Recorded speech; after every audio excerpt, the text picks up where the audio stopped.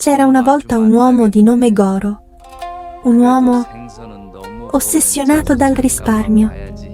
Per lui, persino una ciotola di riso era qualcosa da misurare con attenzione.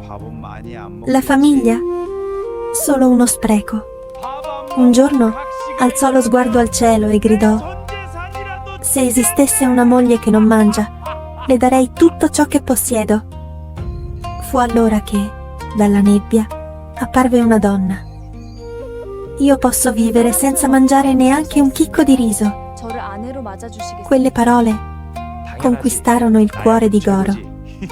E così i due si sposarono. La donna non toccava cibo e il granaio di Goro si riempiva sempre di più. Ma un giorno la donna, da sola, in silenzio, iniziò a preparare delle palline di riso, senza dire nulla, senza farsi vedere. Qualche giorno dopo, Goro aprì il contenitore del riso ed era vuoto. Un brivido gli attraversò la schiena.